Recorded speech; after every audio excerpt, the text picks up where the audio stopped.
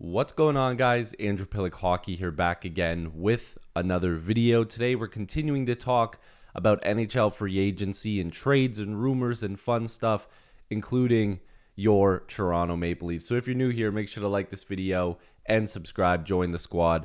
I'd love to have you guys here. There's lots of good stuff happening. Of course, the Leafs just finished up their draft, and at the time of recording this, they acquired the rights to Chris Tanev, and he is currently a ownership. He is in ownership. He is Maple Leaf property until Monday. And at the time you're watching this, maybe he's already signed.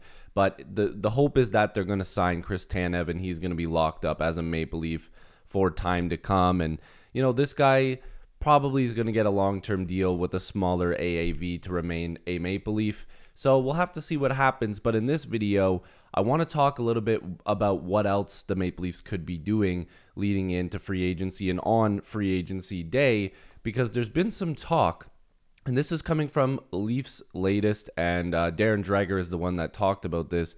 He said, despite trading for and being expected to sign Tanev, Nikita Zadorov and Oliver Ekman-Larsson remain prime targets for the Maple Leafs come July 1st. Now, this is interesting because we knew that the Maple Leafs could potentially be in on Nikita Zadorov, but Oliver Ekman-Larsson, who is a Stanley Cup champion, who at the time of recording this is actually at the parade celebrating his Stanley Cup. Congratulations, OEL. But we haven't really heard the Maple Leafs potentially being interested in Oliver Ekman-Larsson, and it is interesting because I'm not sure if this is one of the Leafs' top targets, but I would imagine they're going to at least do their due diligence. Brad Treliving is always making phone calls and trying to figure out who's available and whatnot. But Nikita Zadorov is a guy that the Maple Leafs have had tons of interest in, still using cap friendly because it's about to go away in about a week, which really sucks. But again, congrats to them. But he's 29 years old, but this is the thing. He's 6'6", 235 pounds. Clearly, this is what Brad Treliving has wanted to do for some time now, and especially if the Leafs actually do lock up Chris Tanev, if you're able to acquire another top four defenseman, and that's what the hopes is for Nikita Zadorov to be with the Maple Leafs if they were able to sign him, your blue line looks a lot different and a lot better because you've got some heavyweights in there in Benoit and Zadorov, guys that will throw you out front of the net and just beat the crap out of you. And also, Jake McCabe is not afraid to do the same thing, very defensively sound. You would have Chris Tanev, very defensively sound, blocking shots, and then Morgan Rielly in there as well as your offensive guy. But it would be a good add. It's just, what is the contract going to be like? Because you can see, as the years have gone on, his numbers have gotten higher, and the talks are that Zadorov is going to get a healthy raise. And, you know, I'm looking at the numbers here. He doesn't put up a ton of points, but when you look in the playoffs, he actually did have 8 points in 13 games. Not too bad. He throws a ton of hits. You know, he does find himself in the penalty box quite a bit, but the Leafs need heavyweights. They need guys that are going to go out there and punch people in the face or throw a bunch of hits. I'm completely fine with him doing that. And if you look at Zadorov's overall numbers, and this is coming from frozenpool.daubersports or dobersports.com, so thank you for these numbers. You see the amount of ice time that he can log. So around a top 4 minutes guy, he can play around 18 minutes a night. So again, fitting in perfectly for a guy that you would want. Throws a lot of hits, like I said, 177 hits last regular season, and he's blocked 68 shots. So he puts up some decent points. You know, 6 goals is not too shabby for a defenseman. The Leafs could have used that. He puts up decent numbers. He hits, he blocks shots. And again, you can't teach being huge. The guy is just massive. But again, I'll bring it back to what is the number? And that's something I want to ask you guys.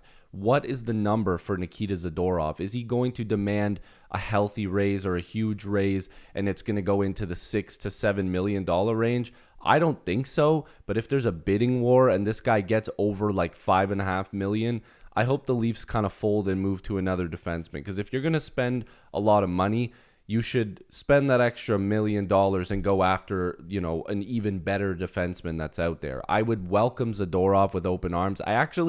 I'm kind of hoping they do sign him. I really think he would fit in well with what the Leafs need. They need more of that crash and bang style. and a guy that can chip in a little bit offensively, I'm totally fine with that. If you have him sheltered with a guy like McCabe, McCabe's really defensively sound and can let Zadorov go off a little bit, and he doesn't have to have too much of a leash. You can let him be a little crazy, and McCabe can kind of hold the fort. Or you even pair him with Chris Tanev, and the same thing could happen. Again, if Chris Tanev signs with the Maple Leafs at the time of recording, he hasn't. But it just makes sense to me. I think he would make a lot of sense. And if it's under $5.5 million, I can't see why the Maple Leafs wouldn't want to do this and why fans would be upset with it. Next, Oliver Ekman-Larsson, like I mentioned, he's 32 years old. He had a little bit of a career resurgence. You can see this guy's made a ton of money before he's been bought out, which, again, is kind of sad. He's been bought out twice. But the thing is you could see he still is able to give you a little bit offensively. 9 goals and 32 points, 6 points in the playoffs. And then if you look at his numbers here, again, 18 minutes a night, throws hits, blocks a bunch of shots, takes a bunch of shots, and again, chips in a little bit. So he was on a cold streak, 1 point into the last 5 games. I kind of like that feature there. But OEL will give you a little bit of everything. The problem is with this little resurgence that he's had, if he's looking to cash in over $4 million, the Leafs need to go away from that. If you can't get Zadorov, you can't get Pesce, which it looks like Pesce's probably going to New Jersey. If you can't lock in one of these bigger names, a Montour, whatever, then you move on to an OEL and maybe slightly overpay him a little bit. But I don't want to bring in OEL and just be like, okay, this is our top 4 guy. We're solid now. Everything's good. He doesn't check all the boxes that the Leafs need in a top 4 role. We don't need OEL for this offense. We need defensive defensemen. We need guys that are going to go out there and crash bodies.